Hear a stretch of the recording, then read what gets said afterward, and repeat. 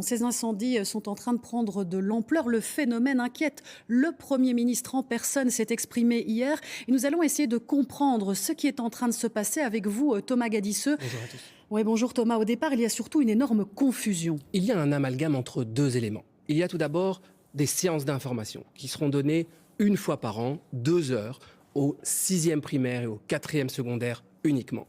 Et puis à côté de ça, il y a le guide EVRAS, ce terme, ces acronymes pour éducation à la vie relationnelle, affective et sexuelle. Ce guide, ce sont 300 pages, destinées non pas aux enfants, mais aux enseignants et aux professionnels. En fait, c'est pour que si des questions se posent, et parfois il y a des questions qui déboulent dans la classe, peut-être avant la 6e primaire, avant la 4e secondaire, pendant les séances d'information, eh bien qu'on ait les clés, que le professeur ait les clés pour aborder des thématiques comme la masturbation, comme la pornographie ou comme le harcèlement. Donc oui, dans ce guide, il en est question, mais pas à destination des enfants. Et là où il y a une campagne de désinformation et de manipulation, c'est qu'il y a des passages de ce guide qui ont été épinglés et présentés comme ce qu'on allait enseigner dans les séances d'information aux enfants. Alors cette campagne de désinformation, on a entendu la ministre de l'Éducation en parler telle quelle aussi. Qui se cache derrière tout ça? Ça veut dire qu'elle est orchestrée. Les différents services de sécurité sont d'ailleurs en train d'analyser la nébuleuse derrière ces associations. Il y a des associations conservatrices et religieuses, elles se sont exprimées publiquement. Il y a une frange complotiste qui était active d'ailleurs durant le Covid, qui brandit par exemple la menace d'un réseau pédophile. Et puis il y a des associations actives dans la défense des droits de l'enfant, des pédopsychiatres, qui se sont emparés de ce combat, parfois pour bien d'autres raisons que les associations qu'on vient de citer auparavant. Il y a aussi des connexions avec la France, notamment sur le financement, les prospectus qu'on a vu circuler chez nous dans les écoles ont été financés par des associations françaises, tout comme l'élaboration de ce fameux courrier type qui a été envoyé à l'ensemble des directeurs d'école chez nous. Bref, on ne va pas non plus tomber dans les amalgames. Il y a des parents chez nous qui doutent de la pertinence de telles séances d'information sur la sexualité aux enfants. Mais ça ne doit pas nous empêcher d'alerter ces parents sur ce qui est donc une campagne de désinformation organisée en partie par l'étranger, une campagne qui est virtuelle sur le net, sur les réseaux sociaux, mais qui du coup a des conséquences très concrètes, du coup plus du tout virtuelles, comme de tels actes et ces incendies. Voilà, c'est important au-delà justement de ces faits, de ces incendies, de vous aider à comprendre ce qui est en train de se passer. Merci beaucoup Thomas pour cette analyse.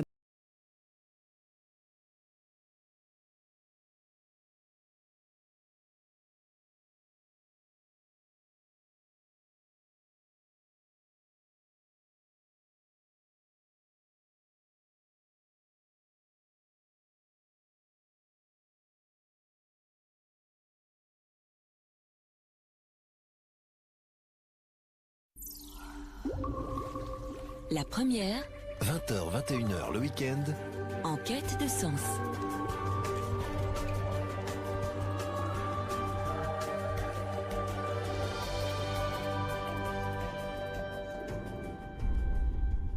Bonjour à toutes et à tous, bienvenue dans Libre Ensemble. Nous sommes ravis de vous accueillir ce soir pour aborder avec vous un acronyme, EVRAS, éducation à la vie relationnelle, affective et sexuelle. Qu'est-ce que cela signifie? Qu'est-ce que cela représente et propose aujourd'hui? Libre Ensemble, Catherine Ax, Jacques Nizan. L'émergence de l'éducation sexuelle à l'école est intimement liée à l'histoire des centres de planning familial en Belgique. Quelle est leur histoire? Quels sont leurs rôles et leurs missions? Les interactions avec les différents acteurs? Les difficultés et les opportunités en 2018? Comment garantir à chacun, chacune les conditions de l'exercice de sa liberté sexuelle? Quelles pistes concrètes et recommandations portées à la veille des élections communales, régionales, communautaires? Voici les questions autour desquelles vous invite à débattre le Centre d'action laïque et sa régionale namuroise le vendredi 5 octobre lors des états généraux du planning familial et de l'éducation sexuelle. Une matinée donc de conférences débat et une après-midi organisée en forum ouvert. Pour en parler ce soir avec nous autour de cette table, j'ai l'immense plaisir d'inviter Violaine Declercq. Bonsoir Violaine. Bonsoir. Vous êtes animatrice EVRAS à Aimé, à l'ULB. Aimé fut fondé en 68 par Marc Abramovitch, psychologue. Ce planning s'insérait clairement dans un projet sociopolitique concernant la sexualité. Vous allez nous expliquer de quoi il retourne et ce que vous y faites. À côté de vous, il y a David Paternotte. Bonsoir David. Bonsoir. Vous êtes chargé de cours à l'Université libre de Bruxelles. Vous co-dirigez l'atelier genre et sexualité et Strige. Vous présidez aussi le comité de gestion du master de spécialisation interuniversitaire en études d'études de genre de la Fédération Wallonie-Bruxelles.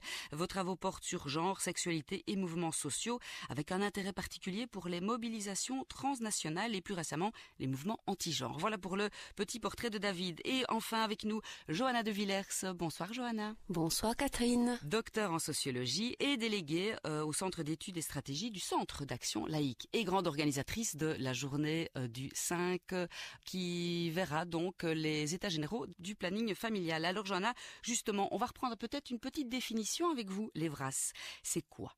Les VRAS, c'est tout ce qui tourne autour de l'éducation sexuelle. Alors, en Belgique, on invente toujours des acronymes, et effectivement, pour parler de choses assez simples. Donc, quand on parle des VRAS, on parle d'éducation à la vie relationnelle, affective et sexuelle. Et donc, en gros, ça concerne toute l'éducation sexuelle qu'on mène auprès des jeunes, principalement au sein des écoles ou au sein des plannings familiaux.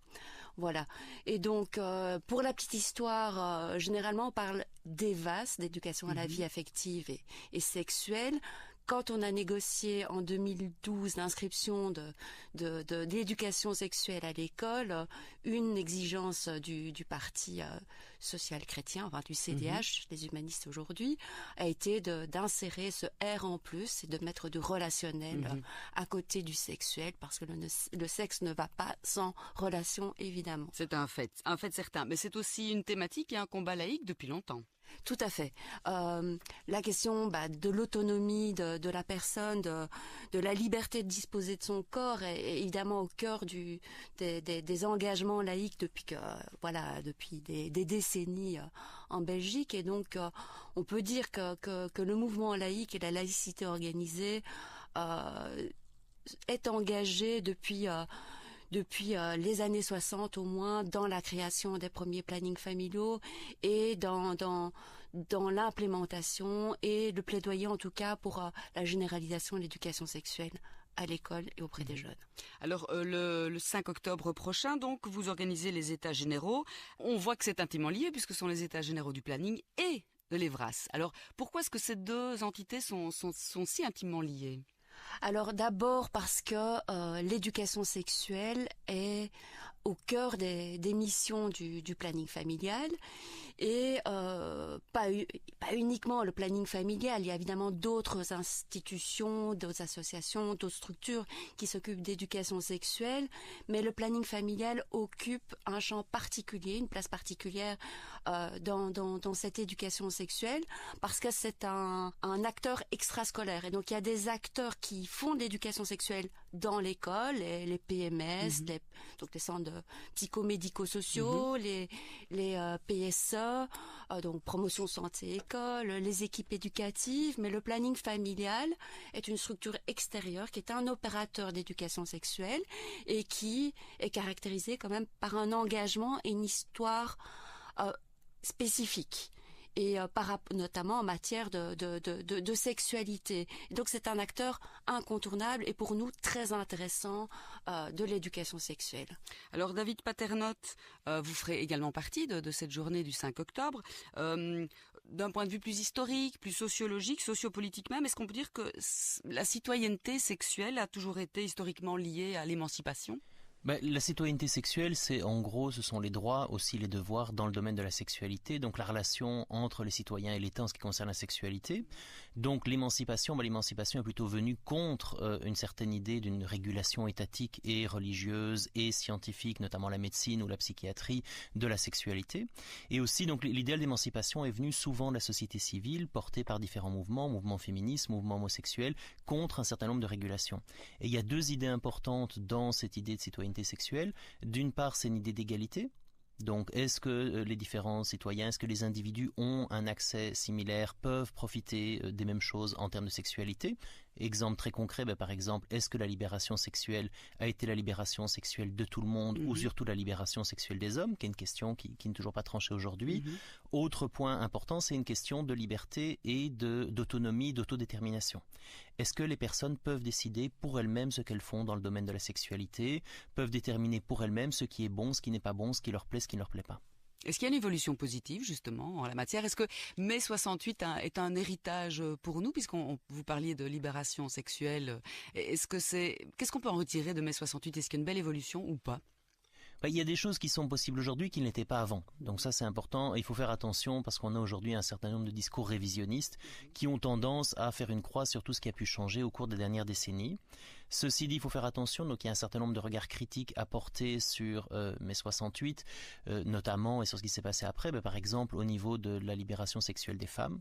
Il y a un certain nombre de critiques féministes qui disent que ça a été surtout la libération du désir des hommes, notamment la manière dont le désir était pensé, organisé, etc. Donc ça, c'est un point qui est en discussion et qui est étonnant, fondamental. parce que pour le grand public, je suis persuadée que quand on parle de liberté sexuelle de mai 68, c'est plutôt pour la femme, la pilule, les préservatifs et tout ce qui s'ensuit. Or, pas du tout alors. Mais par exemple, la pilule, qui doit s'assurer de contrôler la contraception et la pilule? Ce sont les femmes. C'est-à-dire les hommes ne s'en préoccupent pas beaucoup. Donc celles qui portent la responsabilité de se protéger ou pas et d'éviter des grossesses, ça reste les femmes, par exemple. Donc ça, c'est un des débats qui est en discussion versus la contraception masculine qui a été sous-étudiée, sous-financée, sous-développée par rapport à la contraception féminine.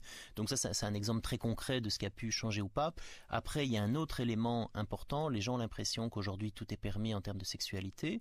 C'est tout à fait faux. De nombreux juristes ont montré qu'en fait, il y a beaucoup plus de régulation et de prohibition dans le domaine de la sexualité aujourd'hui qu'hier. Aussi pour beaucoup de bonnes choses, c'est-à-dire c'est l'interdiction du viol par exemple, c'est l'interdiction de comportements non désirés, mais ce n'est pas parce qu'il y a une libération sexuelle que l'État n'est plus présent dans l'organisation de la sexualité. Au contraire, il est toujours présent, voire plus présent qu'il ne l'était jadis, mais avec d'autres normes. Et ce qui est important, c'est de comprendre la sexualité sera toujours organisée par l'État, la société, c'est pas un domaine qui est hors de la vie sociale, c'est dans la vie sociale. Ce qui a changé en partie, c'est les normes qui régissent l'organisation de cette sexualité. De permettre aux gens de faire un certain nombre d'autres choses et surtout de permettre aux gens d'être acteurs, actrices, de décider de ce que les personnes décident de faire avec leur corps, avec leur vie, leurs désirs. Concrètement, qu'est-ce qui a reculé pour vous? Qu'est-ce que l'État interdit plus qu'avant? En tout cas, ce qu'il y a, c'est qu'il y a plus de contrôle, par exemple, sur ce qu'on peut faire ou pas. Mais par exemple, on sent qu'il y a encore des résistances importantes. Exemple, quand il y a quelques années, il y a eu tout le débat sur l'âge de consentement sexuel. Mais là, il y a eu une levée de bouclier très importante quand certaines organisations, notamment flamandes, avaient proposé de diminuer légèrement l'âge de consentement pour qu'il soit plus en rapport avec l'âge moyen du premier rapport sexuel. On a vu une levée de bouclier. Donc ça fait partie, ça montre en tout cas le genre de débat où encore aujourd'hui, ça secoue beaucoup de gens, ça chatouille beaucoup de gens. Et par exemple, dans tout ce qui est le domaine de la jeunesse, de l'adolescence, on a par exemple toute la peur de l'hypersexualisation, l'idée qu'il faudrait protéger les jeunes filles, qu'elles seraient surexposées. Les historiennes diront, il y a 100 ans, on disait exactement la même chose. Donc c'est pas une réalité historique. Mais par contre, on sent que ça réveille énormément de craintes. Et donc le législateur suit ces craintes. On parlait d'Evras, de rajouter le R de relationnel. C'est aussi une peur de la sexualité. Une peur d'Internet aussi. On Tout à parle fait. beaucoup qu'Internet véhicule pas mal de choses. Violaine Declercq, vous êtes vraiment sur le terrain, vous aussi. Qu'est-ce que vous voyez comme évolution dans les mœurs, dans les familles, chez les jeunes, en 20 ans, en 10 ans, en 30 ans? Bon, moi, ça fait 40 ans que je fais 40, des ouh là là, émissions. dis donc, je n'osais le dire. Voilà. En 40 ans, alors, qu'est-ce qui a évolué pour J'approche, vous? je suis à la fin de carrière, donc effectivement, j'annonce d'ailleurs aux élèves quand je viens dans une classe, je leur dis que je suis grand-mère et que donc j'ai vu toute une série de générations de leur âge, que ça m'intéresse beaucoup de savoir comment eux se débrouillent de nos jours avec la rencontre avec la sexualité, avec l'autre sexe, le démarrage dans la vie sexuelle, ça m'intéresse beaucoup. Et que je vois en même temps qu'il y a des données permanentes et qui restent malgré des grands changements à toutes sortes de niveaux. Racontez-nous, qu'est-ce qui demeure et qu'est-ce qui évolue? Alors, ce qui demeure, je vais commencer par celui-là, ce qui va rassurer beaucoup de parents d'ailleurs qui croient que ces jeunes sont tous pornocentrés. Eh bien, la plupart des jeunes espèrent un jour rencontrer un grand amour et vivre le bonheur relationnel, sexuel. Effectivement, le R qu'on a ajouté nous fait sourire parce que pour nous, dans la sexualité, la vie amoureuse, c'est un tout, bien que de nos jours, c'est une grande différence. Alors, tous les jeunes savent qu'on peut faire du sexe sans amour dans le sens parental du terme, certainement, et c'est une évidence. Donc, avoir un discours comme quoi le sexe est nécessairement lié à de l'affection, donc l'histoire, comment est-ce qu'on fait l'amour, c'est un homme, une femme Ça, papa et maman le discours qui révolu, ça. Alors, il continue à se dire, mais effectivement, voilà, s'il se dit comme ça, on passe au-dessus, évidemment, d'une réalité auquel les jeunes sont confrontés et connaissent. Donc, il faut pouvoir en parler, il faut pouvoir vraiment ouvrir ces questions-là. Une des choses, évidemment, qui est un grand changement, c'est l'accès à la pornographie. Bon, elle a toujours existé, effectivement, la pornographie, mais il fallait les rechercher, il fallait les chercher dans le dictionnaire, etc. Vous allez maintenant sur Internet, si vous voulez arriver à un site de sexologue, il vaut mieux passer par un autre mot que sexe, parce que sinon vous allez avoir un tas de choses. Donc les enfants qui font ce genre de recherche, effectivement, n'y échappent pas. Bon, vous connaissez les chiffres peut-être, à 11 ans, 50% des enfants ont déjà vu du porno, etc. Donc c'est une réalité. La culture, ils sont dans cette culture, ils entendent les mots, ils les utilisent. Comme mon petit-fils me parle de bite, effectivement, les premières fois, pour beaucoup de gens, on se dit, oulala, qu'est-ce qui arrive? Nos enfants, où sont-ils? Excusez-moi, est-ce que je peux le dire sur la radio? Mais donc voilà, alors je me dis, bon, sans doute ça va se banaliser chez nos enfants. Donc il faudra que nous, on s'habitue un peu à ce que le langage change, tout en avertissant quand même les enfants, les petites jeunes filles, les petits jeunes gens, que c'est un mot qui appartient à certaines catégories de pratiques. On parle de la pornographie, etc., beaucoup plus qu'on ne le faisait avant. Et voilà, ça c'est des grands changements, on va dire quand même au niveau des connaissances que les jeunes ont et d'accès à la sexualité sous des formes qui se pratiquent. Donc les jeunes n'avaient pas accès à ça dans le temps. Donc, mais au-delà au début en tous les cas, d'être confronté à tout ça, on peut un peu, ça tiraille un peu, souvent quand les adultes se rendent compte de ce qui se passe. Mais une fois qu'on a passé un peu l'effroi que ça peut produire, finalement, quand on écoute les jeunes et quand on prend le temps de parler avec eux de qu'est-ce que ça signifie, qu'est-ce que c'est, qu'est-ce qu'ils en pensent, eh bien, on découvre que malgré qu'ils utilisent un langage moins châtié que nous, eh bien, leur moteur personnel, l'humain ne s'est pas transformé de façon radicale du tout. Et d'ailleurs, à propos de l'âge moyen des premiers rapports, il est beaucoup moins bas, il a beaucoup moins baissé qu'on ne le pense. Quand on demande à une classe, au fond, quel est l'âge moyen du premier rapport sexuel, ils vont vous dire 15, 14 ans, voire, alors qu'on est toujours, maintenant on est à 16 ans, on est à 16, et on était à 17 ans il y a 30 ans. Donc, effectivement, dans la pratique, il y a quand même des changements. On dit qu'il y a plus de jeunes qui ont des rapports sexuels plus tôt et aussi toute une frange de jeunes qui ont des rapports plus tard. Donc je pense que la question de s'y mettre à la sexualité, c'est quand même toujours une question très personnelle.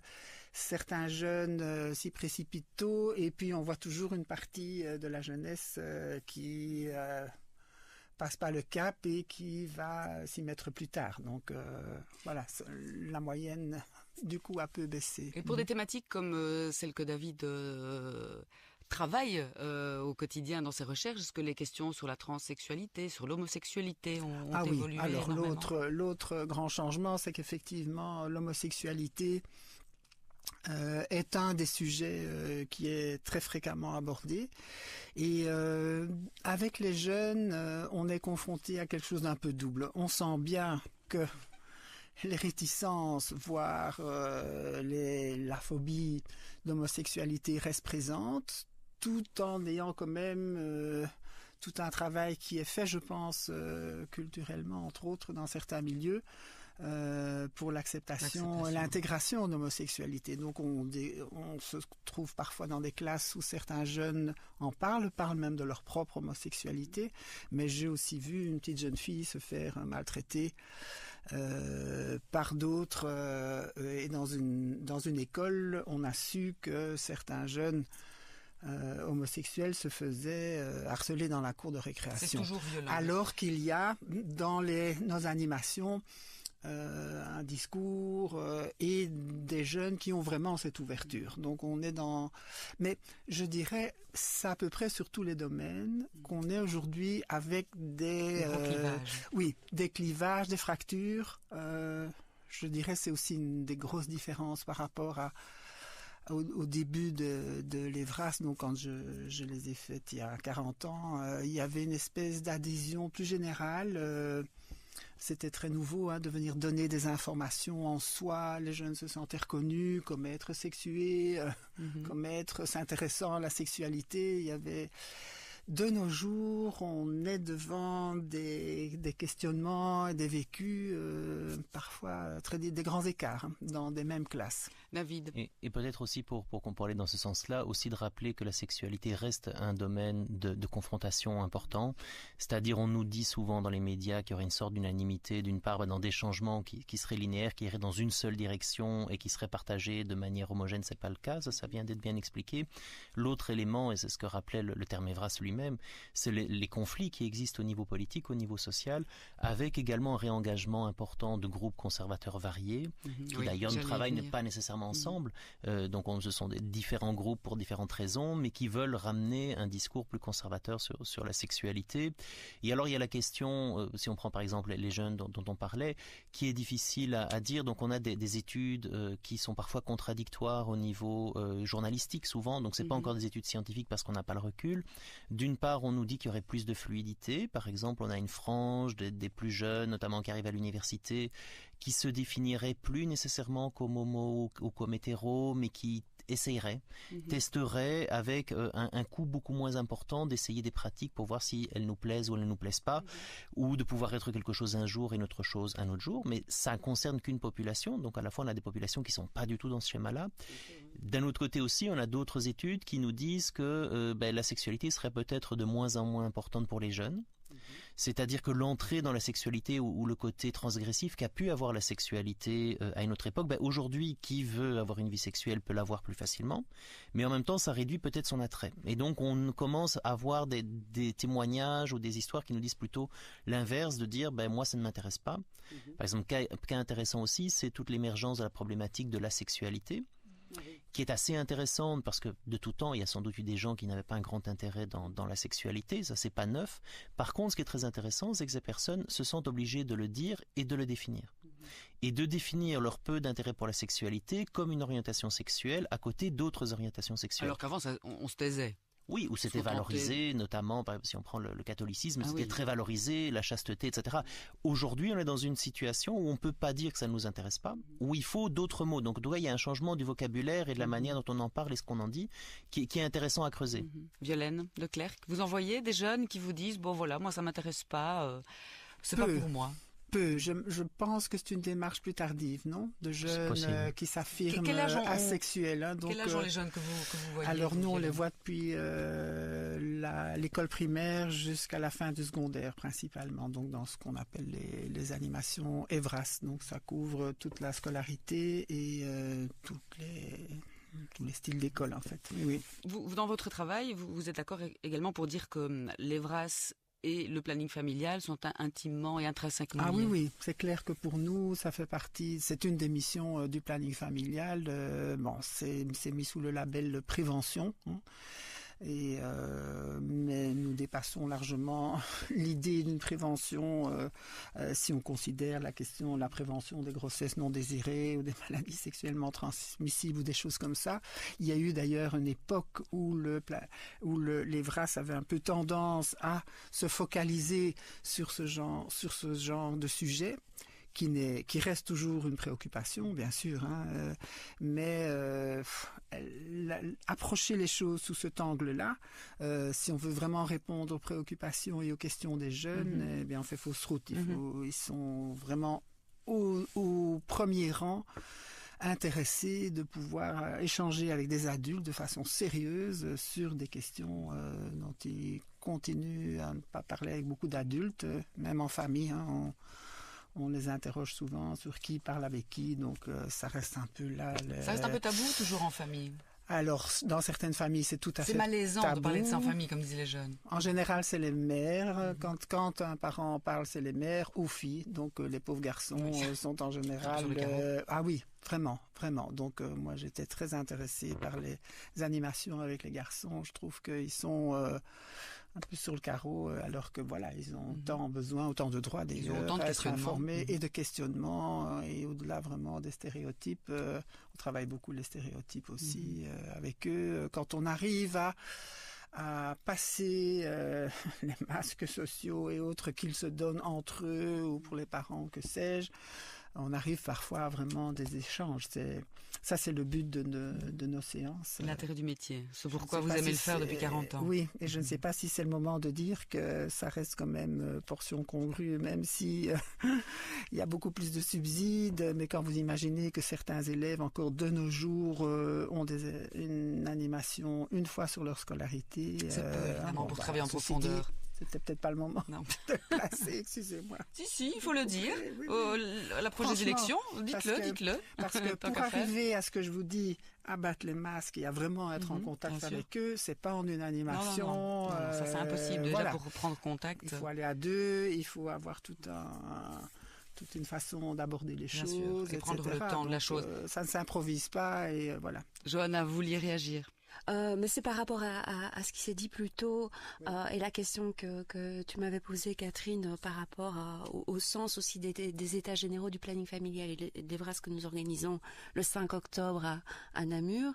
C'est cette volonté d'organiser cet événement pour lequel et aussi été dictée par des retours qu'on a eu des écoles et des jeunes sur la persistance ou la résurgence d'animations très moralisatrices ou très normatives qui pouvaient avoir lieu dans certaines écoles. Les fameux anti-choix qui viennent faire du prosélytisme. Et donc on a été un petit peu gratté pour savoir ce qui se passait derrière cet EVRAS et donc et la question du sens et du droit à l'accès à une information juste et objective pour tous les jeunes et quand on avait rencontré Violaine, quand on s'était rencontrés il y a 2-3 mois pour discuter de cette tenue des états généraux, vous aviez dit que dans certaines écoles on sentait cet impact des mouvements anti-choix aussi via les parents ou via les jeunes. Qu'est-ce qu'on leur dit alors? Alors je ne sais pas. Certains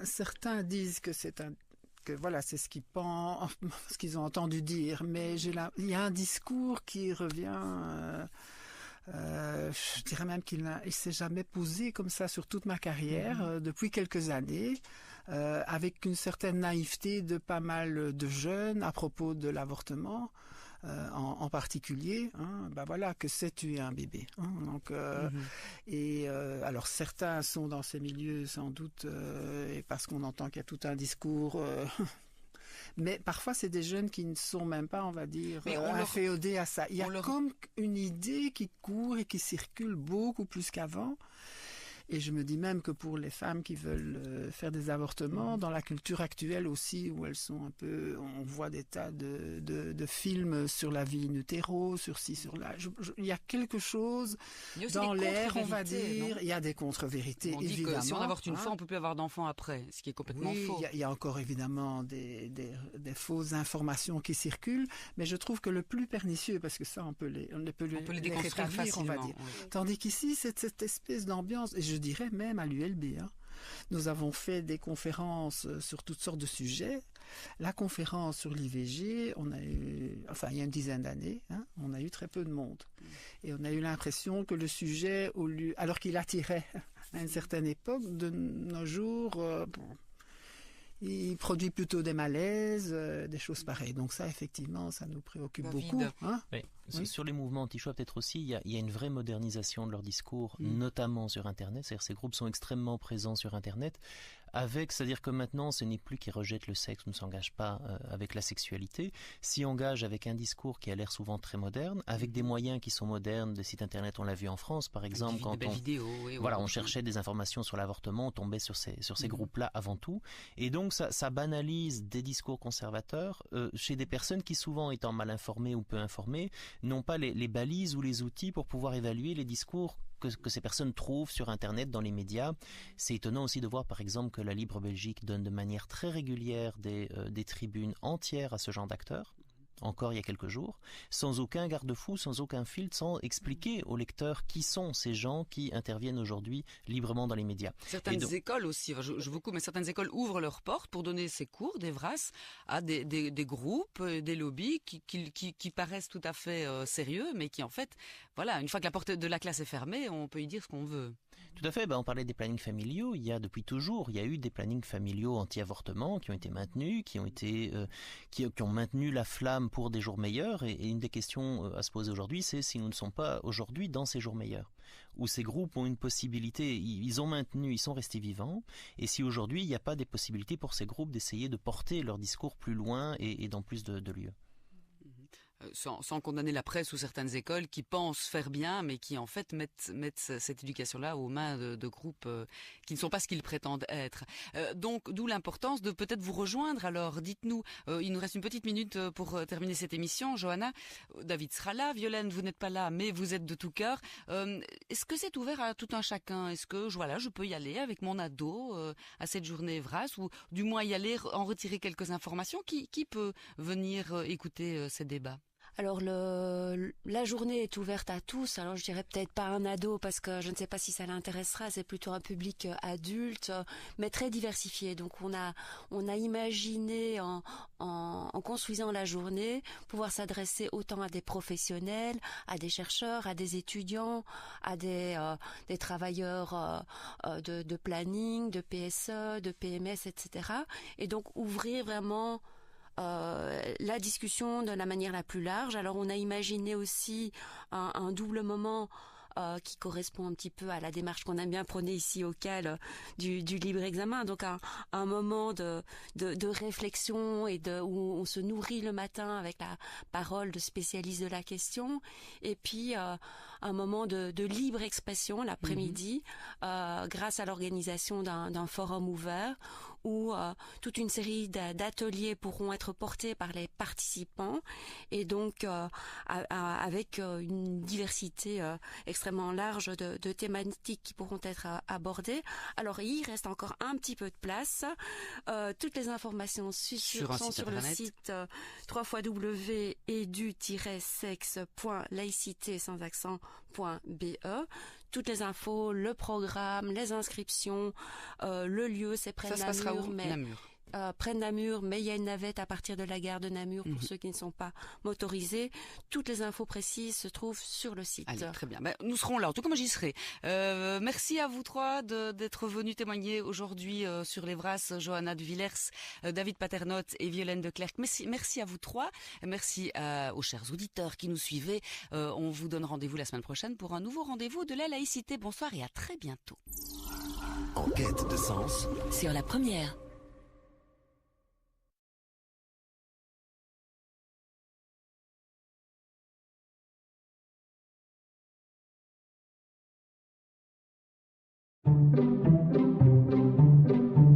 Bonjour, nous sommes deux artistes belges et nous aimerions vous présenter notre premier livre, Éléphantine veut tout savoir sur sa zézette. Il s'agit d'un livre pour enfants à portée pédagogique qui explique la sexualité, la notion de plaisir, la notion d'intimité, la notion de consentement mutuel. Aujourd'hui, il est terminé. Il n'attend donc plus qu'à être imprimé. Rebonjour, je m'appelle Laurent Carpentier, je suis illustrateur, dessinateur, graphiste et coloriste. Et j'ai réalisé les dessins de ce livre. Ces petits personnages remplis d'humour et de poésie vous raviront. Quant à moi, je suis Natacha Delotte, je suis artiste plasticienne et je réalise entre autres beaucoup d'ateliers avec les enfants. Je suis donc amenée à observer leur comportement.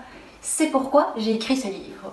Mais nous allons vous laisser un instant avec la mamie de notre livre qui est bien plus bavarde que nous. Bonjour les amis, je m'appelle Wendy. Je suis la mamie de 3 bouts de chou adorables. Dans cette histoire, ma petite fille Éléphantine me pose des questions sur sa zézette. J'ai alors décidé de lui expliquer ces petites choses toutes personnelles et intimes. Auriez-vous déjà remarqué la façon dont vos enfants sont fascinés par tout ce qui nous paraît banal à nous, dans nos vies d'adultes? Une pomme de pin, un ver de terre, un papillon, les avions dans le ciel. Mais oui, bien sûr. Et c'est formidable de les voir ainsi. Et c'est donc bien naturel qu'ils soient également curieux d'explorer leur corps et leur sexualité dès le plus jeune âge. Mais sur ces sujets, ils se voient généralement rabroués. Pourtant, cette découverte est une étape de développement normale et nécessaire pour l'épanouissement sexuel de la vie adulte. Il est donc important de parler à la fillette de son sexe et de sa constitution à partir d'informations correctes, afin de l'aider à mieux comprendre son corps pour mieux se l'approprier. Cela nous paraît essentiel au fondement d'une société vers un épanouissement dans le respect des différences. Nous sommes tout de même au XXIe siècle, et aujourd'hui, nous avons la chance d'en connaître beaucoup plus sur ces sujets. Alors pourquoi maintenir ce tabou dans la littérature enfantine ? Les auteurs ont donc décidé d'écrire ce livre, mignon tout plein, en partant d'informations correctes et en mettant l'accent sur la notion de plaisir, d'intimité à respecter chez les petits comme chez les grands, et de consentement mutuel, car ces notions doivent être intégrées dès le plus jeune âge. L'album est conçu pour être utilisé comme support pour aborder ces sujets en toute simplicité, avec des professionnels de la petite enfance, et aussi bien sûr en famille, avec les parents. C'est important d'en parler naturellement et sans tabou, sans nier ou interdire, car l'interdiction mène à la transgression et donc à l'idée de déviance ou de perversion. Et c'est sur ces bases-là que l'enfant construit ses schémas futurs. Cette histoire a été relue, corrigée et validée par des médecins, gynécologues, psychologues, pédopsychiatres, instituteurs, sexologues et bibliothécaires. Nous avons hâte que ce livre puisse enfin voir le jour. Alors à bientôt les amis! Comme vous l'avez compris, ce livre va pouvoir répondre aux besoins essentiels des enfants. Mais d'abord, pour que ce livre puisse exister, c'est nous qui avons besoin de vous, via la plateforme de crowdfunding Ulule. Si nous atteignons notre objectif de 6 500 € grâce à vos soutiens, quel bonheur!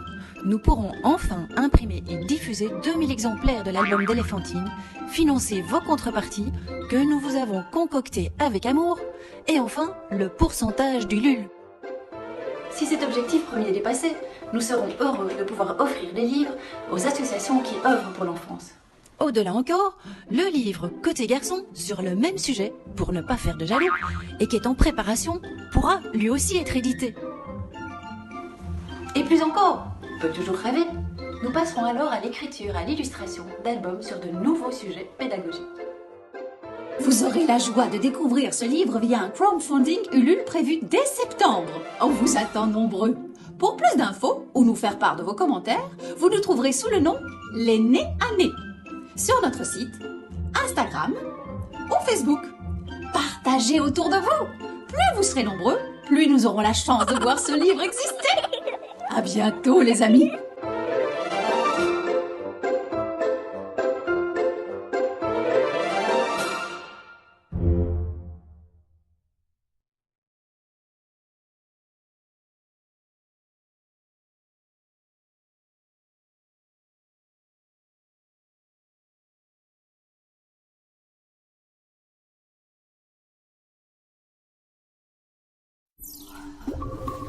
La première, 20h, 21h le week-end, en quête de sens.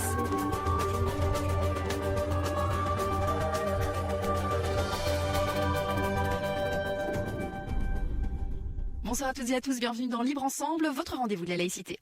Parler de sexualité, de masturbation, de plaisir avec ses enfants, ce n'est pas toujours facile. Certains parents sont gênés, mal à l'aise ou ne savent tout simplement pas comment ni quand aborder le sujet. Et pourtant, c'est essentiel. Si vous êtes parent, un livre devrait vous aider. Il vient de sortir, s'adresse aux enfants, aux petites filles plus particulièrement, des 4-5 ans, ou en tout cas à partir du moment où elles posent des questions. Il s'intitule « Éléphantine veut tout savoir sur sa zézette ».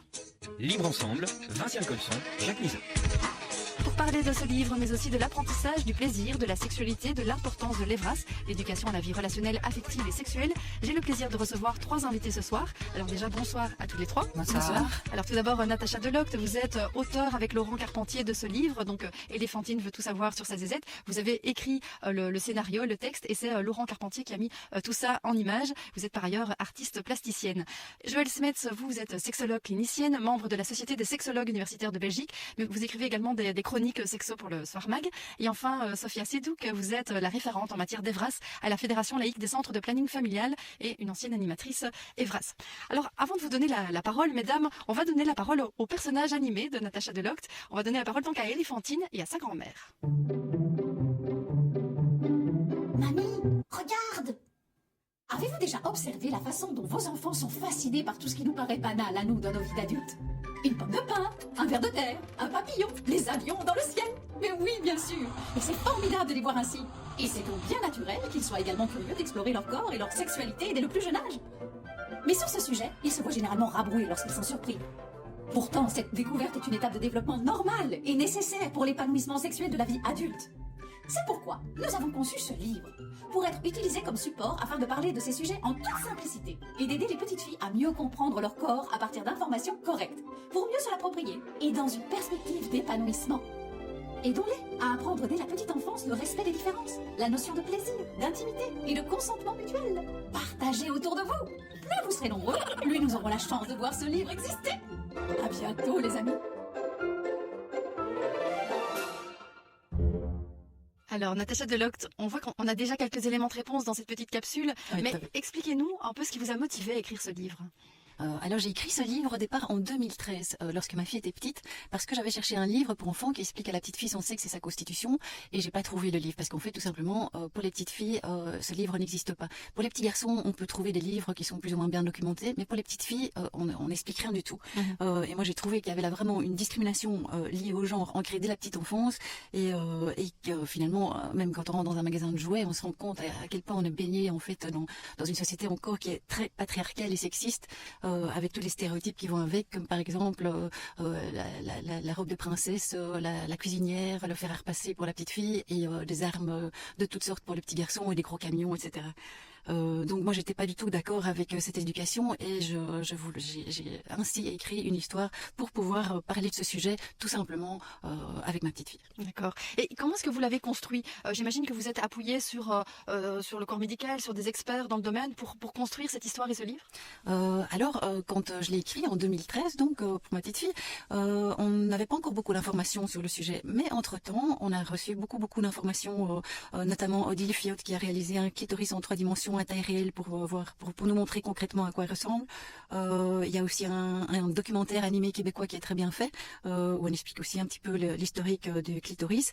Il y a Emma qui a réalisé un blog qu'elle a appelé Check ta chatte, qui est aussi très bien fait, qui explique aussi plein de choses. Et puis voilà, il y a encore beaucoup d'articles et d'explications qui sont venus entre 2013 et 2018, ce qui m'a permis en fait de peaufiner mon histoire au fur et à mesure des nouvelles informations que j'avais. Et du coup, est-ce que vous avez l'impression que les mentalités ont évolué entre le moment où vous l'avez écrit et le moment où il est publié, c'est-à-dire aujourd'hui? Parce que je sais qu'au départ, vous avez vraiment eu du mal à le faire éditer. Vous l'avez envoyé à des éditeurs, ils ont refusé de l'éditer en disant que c'était quoi, trop tabou, trop touchy. Voilà, c'était toujours la même phrase bateau. D'abord, beaucoup ne m'ont pas répondu du tout. Et puis alors, j'ai quelques éditeurs qui m'ont répondu, parfois 3 ans plus tard, en me disant que ce livre ne rentre pas dans la ligne éditoriale, dans leur ligne éditoriale. Et donc, moi, quelque part, comme ma mission première auprès de ma fille était accomplie et que j'ai vu qu'il y avait vraiment encore beaucoup de difficultés de parler de ce sujet-là, j'avais plus ou moins abandonné l'idée de publier le livre. Et puis en fait, j'ai rencontré en 2017 Laurent Carpentier, et donc lui il fait des dessins à partir de petits personnages rigolos. Et là, je me suis dit qu'en fait, l'histoire à partir de petits personnages rigolos allait amener une certaine légèreté qui allait être bénéfique pour l'histoire en fait. Et donc, je lui ai envoyé le manuscrit et on a décidé comme ça. Enfin, il a accepté ma proposition. On a décidé comme ça de se lancer ensemble. Ce qui fait que j'ai réenvoyé le manuscrit avec quelques illustrations de Laurent Carpentier en 2017. Et puis là, de nouveau, j'ai eu que des refus. Mais par contre, j'ai pu sentir vraiment une évolution dans les mentalités parce que je sentais qu'à leurs yeux, le projet devenait crédible et j'ai reçu à ce moment-là beaucoup de remerciements et d'encouragements. Ce qui fait que, voilà, même si leur réponse était au final négative, ces encouragements nous ont fait dire, bon, on va quand même essayer de l'auto-éditer et on a ainsi lancé un crowdfunding. Oui, ce qui vous a permis du coup de faire sortir le livre aujourd'hui.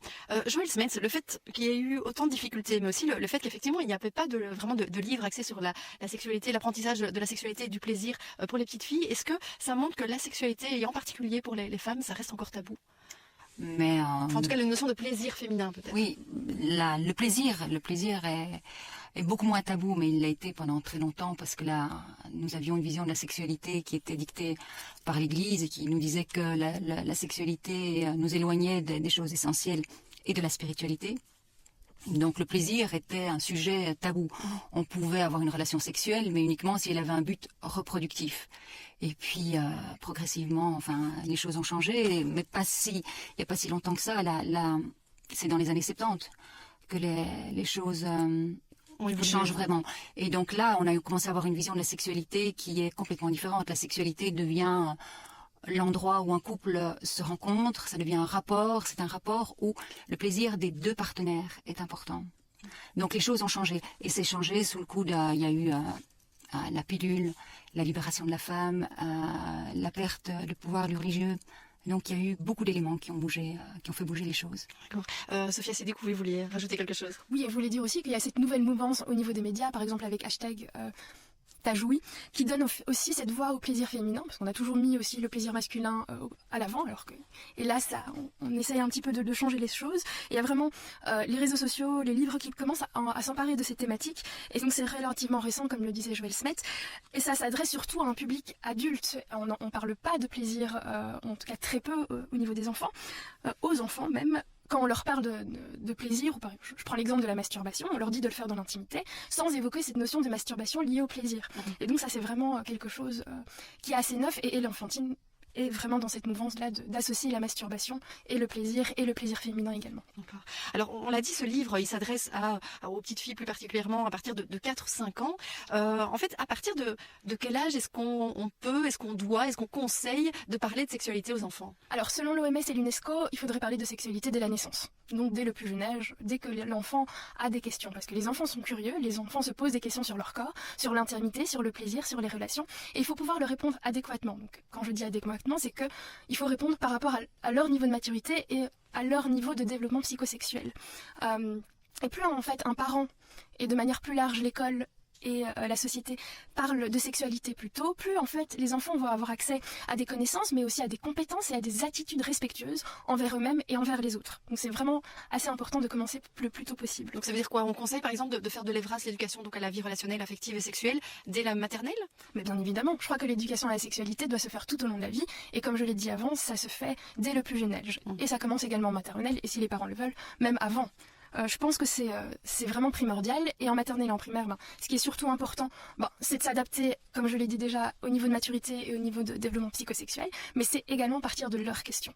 Donc c'est l'animateur, le prof, le professionnel doit savoir où se situe l'enfant en voyant ce qu'il y a derrière la question. D'accord. Joël Smet, c'est vrai qu'on disait en introduction, parler de sexualité, de plaisir, de masturbation avec ses enfants, c'est pas toujours facile pour les parents. Ils savent pas toujours quel mot employer. Et c'est vrai que du coup, certains ont tendance à dire se masturber, c'est sale. Non, ne fais pas ça. On interdit la masturbation. C'est-à-dire que les parents ont quand même un rôle important à jouer, parce que pour vous, c'est à ce moment-là que ça se construit, et ça peut mal se construire à cause de ce que les parents répondraient, par exemple. Alors, il faut se rendre compte que la sexualité d'un individu se construit. Elle se construit tout au long de sa vie. Et cette construction se base est influencée par les expériences personnelles de l'individu, donc des expériences sexuelles mais sensorielles aussi. Et cette sexualité est aussi construite par l'éducation. Donc des parents qui vont diaboliser la sexualité, ou qui vont dire que se masturber c'est pas bien, ou que le sexe c'est sale. Bien sûr, ça va influencer l'enfant, et l'influencer sans doute négativement. Donc c'est très important. En fait, la sexualité, beaucoup de gens ont l'impression que c'est quelque chose de complètement naturel, inné. Mais non, ça se construit. Et donc, il faut aider l'enfant à bien le construire en ayant une éducation positive. D'accord. Vous, effectivement, Natacha Delocte, en tant que parent, j'imagine que c'est des choses qui vous parlent. Enfin voilà, vous êtes vous-même posé des questions, et j'imagine que vous avez essayé d'aborder la question avec les bons mots. Oui, donc les mots justes. C'est pour ça qu'elle a écrit l'histoire, et donc j'espère vraiment qu'elle va pouvoir servir de support pour beaucoup de parents et des professionnels de la petite enfance.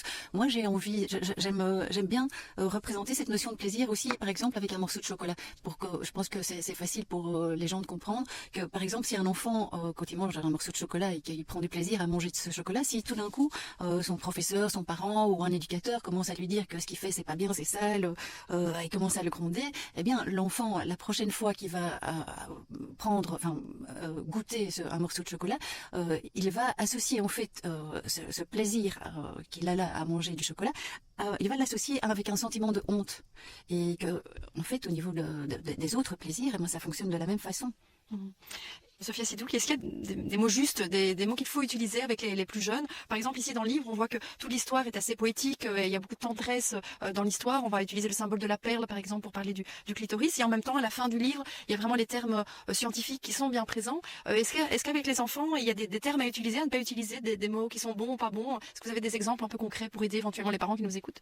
Je pense qu'il ne doit pas y avoir de tabou. Il faut justement pouvoir nommer les choses avec les noms justes. Ça veut dire qu'au lieu de parler de zizi ou de zézette, il faut pouvoir exprimer le terme correct en disant oui, il y a un pénis, il y a un vagin, il y a une vulve, et un clitoris. Et justement, en fait, le fait de diaboliser en donnant des noms un peu plus mignons font aussi que c'est comme si ça reste encore tabou, c'est comme si c'est quelque chose encore sale, et pas bien, si je peux dire ça comme ça, alors que nommer les choses avec des termes scientifiques, ça pose pas de problème, tant que le parent, je pense, est aussi à l'aise avec l'utilisation de ces termes-là. En termes d'exemple, je me rappelle un peu de mes animations. J'étais, je crois, dans une classe de 4e primaire et à un moment, il y a un élève qui me parle d'homme-fleur. Je comprends pas très bien la situation, donc je creuse un petit peu. Et en fait, l'enfant avait tout bêtement une question sur l'homosexualité. Et le fait de parfois tourner, ça ne met pas en fait l'adulte dans une situation de compréhension. Il faut parfois alors aller un peu creuser. Et parfois juste dire, un homme-fleur, c'est peut-être un homme qui est homosexuel. Donc qu'est-ce qu'un homme homosexuel? C'est un homme qui aime les hommes. Et voilà, et ça permet de banaliser les choses et de rendre la sexualité beaucoup plus positive et moins taboue. Alors, un des tabous au niveau du plaisir féminin, c'est notamment le clitoris. Enfin, je dis le tabou parce qu'on a l'impression que pour beaucoup de femmes plus âgées, le clitoris, finalement, ça reste assez mystérieux. Il y a une méconnaissance, en fait, du corps de la femme, une méconnaissance du clitoris. Ça, vous l'avez remarqué, vous, Joëlle Smets? Oui, absolument. Mais il y a une enquête qui a été faite il y a 1 an ou 2 en France. On a interrogé des étudiantes d'une quinzaine d'années. Il y avait un quart de ces jeunes filles qui ne savaient pas qu'elles avaient un clitoris. Et si je me souviens bien, il y avait 80% qui ignoraient que ce clitoris avait des pouvoirs érogènes. Donc oui, ça reste encore un organe méconnu et qui est absent même des manuels scolaires. On voit qu'il n'y en a qu'un cette année-ci qui a intégré le clitoris dans ses planches. Et puis je me souviens que c'était il y a 1 an, c'est le fameux docteur Simès qui tient des chroniques médicales en France qui avait soutenu un ouvrage. C'est assez amusant, on expliquait les organes du petit garçon et de la petite fille, donc ça s'adressait à des enfants de 4-5 ans. Pour les petits garçons, on montrait le pénis, les testicules, les spermatozoïdes qui allaient donner des bébés. Et pour la fille, il y avait juste la vessie et l'urètre. Donc le sexe la zézette avait disparu. Tout avait disparu. Mais alors il s'est défendu en disant mais qu'on n'a pas à dire ça à une petite fille de 4 ans. Enfin, c'est étonnant. Donc oui, le clitoris est méconnu. Et pourtant c'est essentiel pour, comme vous disiez tout à l'heure, pour la construction de la vie sexuelle de l'enfant qui deviendra adulte. Ouais. Mais c'est vrai que le clitoris, il a une histoire derrière lui. Il a une histoire qui est terrible, qui est surprenante. On sait que par exemple pendant le Moyen Âge, il était valorisé parce que pour la reproduction. Voilà, on pensait que la femme devait jouir, avoir du plaisir pour avoir des enfants. Donc on préconisait de caresser le clitoris pour que la femme tombe enceinte lors d'un rapport. Oui, donc ça veut dire qu'à une certaine époque, il était valorisé. Il a été valorisé. Et puis la science a fait des progrès, on s'est rendu compte que c'était tout à fait faux, que en fait la femme ne devait pas avoir du plaisir pour qu'une grossesse se fasse. Donc on a oublié le plaisir féminin, le clito. Et puis le clito est revenu au 19e. Et là, il a été vraiment diabolisé. Il y a, même chez nous, il y a des médecins qui considéraient qu'il était responsable de pas mal de problèmes de santé, l'hystérie. Et on conseillait de supprimer, de couper chez nous, en Europe, aux États-Unis. Donc on a excisé des centaines de femmes. D'accord.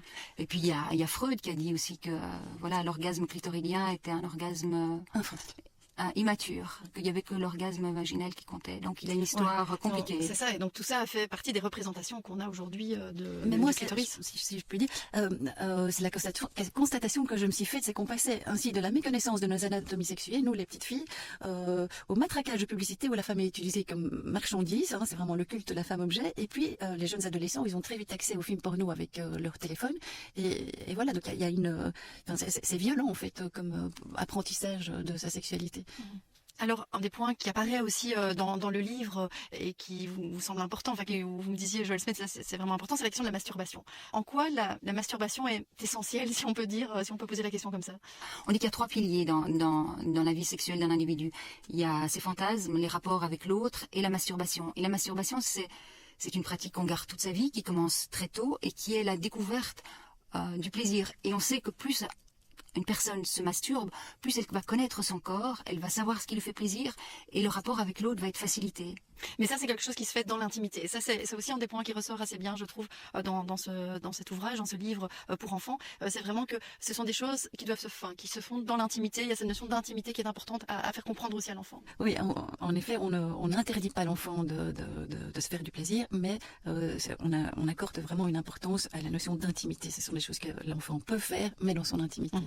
Sophia Sidlouk, donc là on voit, on a parlé du livre, on a parlé de notion de plaisir, de masturbation. Est-ce que ce type d'ouvrage qui aborde ces thématiques-là, ça peut être un outil pour faire justement de l'EVRAS, donc l'éducation à la vie relationnelle, affective, sexuelle, dans les écoles? C'est vraiment un outil qui peut être, c'est le type de livre que vous pouvez utiliser directement? Bien évidemment, mais tous les livres qui parlent de ces sujets peuvent être des outils sans être des outils parfaits. Ça dépend vraiment des thématiques abordées et des discussions qu'il y a avec les élèves. Et des questions aussi, j'imagine, qui viennent des élèves. Exactement, tout à l'heure. C'est ça. Donc ça dépend vraiment de ce que les élèves vont pouvoir apporter. Elephantine est bien évidemment un outil qui peut être utilisé par les parents et par les professionnels, parce qu'il parle de manière très pertinente du corps, des parties intimes, du plaisir, de l'intimité. Et puis, il parle de manière également adéquate, donc avec un langage adapté aux plus jeunes, si je peux dire c'est comme ça. Même il va utiliser les vrais mots. Et moi, ce que j'apprécie vraiment particulièrement, c'est le petit lexique qui est à la fin, qui va permettre en fait aux plus jeunes de comprendre des mots compliqués en utilisant des mots plus simples. Alors quand vous dites comprendre des mots compliqués en utilisant des mots plus simples, c'est-à-dire concrètement que par exemple quand on va parler de consentement ou d'intimité, on va donner l'exemple du consentement, c'est le fait d'être d'accord, que les deux personnes sont d'accord d'avoir soit des relations sexuelles, soit de se faire plaisir, etc. Donc c'est en utilisant des mots qui sont un peu différent, un peu plus vulgaire, dans le sens un peu plus commun que tout le monde utilise, qui va permettre aux enfants de mieux comprendre en fait ce qu'on dit derrière les termes un peu plus compliqués. Alors ici, on a vu que c'était important de faire de l'EVRAS donc dès le plus jeune âge, on l'a dit dès la maternelle, dès la primaire, et puis de poursuivre ça évidemment dans l'adolescence, avec évidemment avec chaque partie, à chaque âge, un vocabulaire et une façon de le faire différente. L'EVRAS, il est censé être généralisé en communauté française, et pourtant concrètement, c'est pas vraiment le cas. Il y a encore beaucoup d'élèves qui ont une fois par an, voire une fois tous les 2 ans, 1 heure d'EVRAS et c'est tout. Ou pas du tout. La généralisation de l'éducation à la vie relationnelle, affective et sexuelle est toujours pas effective en Fédération Wallonie-Bruxelles, malgré l'ajout de l'EVRAS au décret mission de l'enseignement fondamental et secondaire ordinaire et spécialisé. Ça, je tiens à préciser. Donc depuis 2012, effectivement, c'est dans les missions de l'enseignement. Malgré le protocole d'accord entre les entités fédérées et francophones, et malgré la circulaire qui a été envoyée par la ministre de l'enseignement fondamental et secondaire, Marie-Martine Schins. L'EVRAS, et pourquoi ? Parce que ça a encore laissé vraiment au bon vouloir des établissements scolaires, et que en tout cas, tout n'est pas réglé, même entre les secteurs. Et là, justement, la Fédération laïque des centres de planning est à l'initiative, avec SIDASOS, des stratégies concertées EVRAS, qui rassemblent plus d'une trentaine d'institutions coupoles, dont l'objectif principal est vraiment de parvenir à un consensus sur les fondamentaux de l'EVRAS. D'accord. Est-ce que on parle aussi, par exemple, de label EVRAS, parce que c'est pas tout de faire de l'EVRAS, il faut aussi, j'imagine, avoir des personnes compétentes pour le faire, parce que pour le moment, il n'y a pas de label. Il existe un label que la ministre Simonis a mis en place pour la jeunesse, mais il n'y a pas de label qui existe pour l'ensemble des différents niveaux de pouvoir qui sont concernés par l'EVRAS. Donc il n'y a pas un accord dessus clair. Il y a des organismes qui peuvent dire voilà, nous on fait de l'EVRAS sans qu'il y ait nécessairement une certification ou qu'il y ait une validation des compétences des personnes qui vont faire de l'EVRAS. Tout à fait. D'accord. On arrive déjà à la fin de l'émission, mais je voudrais quand même revenir sur 2-3 points peut-être avec chacune d'entre vous. Alors peut-être tout d'abord Natacha, donc là il y a ce livre, donc Elephantine veut tout savoir sur sa zézette, livre qui devrait être suivi par un deuxième sur Renardo. Oui, tout à fait. Donc on est en train de préparer le deuxième. Donc j'ai déjà écrit l'histoire. Comme par hasard, c'était beaucoup plus facile à écrire étant donné que le sujet est beaucoup moins tabou. Donc Laurent Carpentier a commencé les dessins. Je pense qu'il a beaucoup plus facile aussi avec le sujet. Et d'ailleurs, je peux déjà dire qu'à mon avis, ça va être un petit bijou. Et alors, en fait, avec la vente des livres d'Elephantine, on compte financer l'impression des livres de Renardo et faire des petits coffrets pour pouvoir vendre les livres en binôme. Comme ça, les petits garçons peuvent lire le livre d'Elephantine et la petite fille peut lire le livre des petits garçons pour apprendre à se connaître tout simplement et en essayant que ça puisse aider à avoir une société un peu plus égalitaire et respectueuse les uns des autres. Et alors vos livres, on peut les trouver où en fait, sur votre site et en librairie le livre d'Elephantine est sorti il n'y a pas très longtemps, donc j'ai pas encore eu le temps d'aller dans les différentes librairies à Bruxelles et en Wallonie, mais on peut acheter le livre en ligne sur notre site www.leneane.be.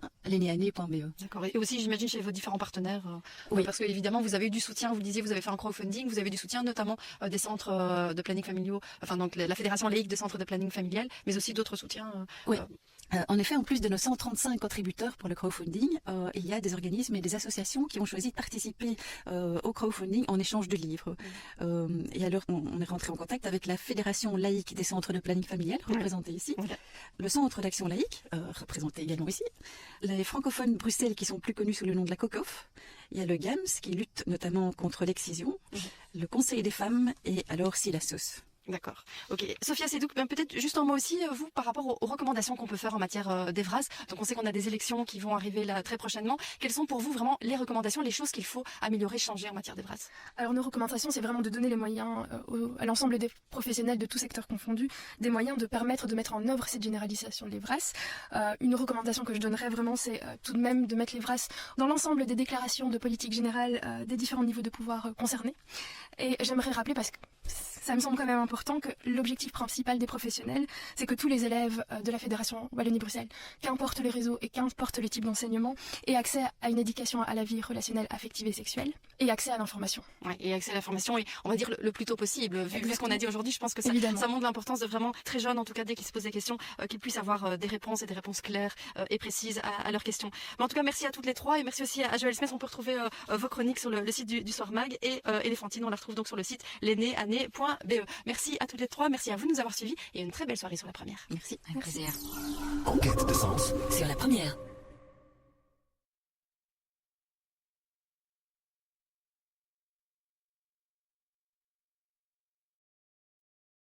Laisse-les te perdre. Laisse-les te perdre. Alors ouais, je sais que c'est dur, mais laisse-les partir. Laisse-les suivre la foule, laisse-les croire ce qu'ils veulent. Laisse-les penser qu'ils ont trouvé mieux aussi. Laisse-les douter de ta valeur, laisse-les ignorer qui tu es vraiment. Parce qu'un jour, ils ouvriront les yeux et ils comprendront l'erreur monumentale qu'ils ont faite. Et ce jour-là, toi tu seras déjà loin. Parce que tu auras compris justement que tu es bien mieux sans eux.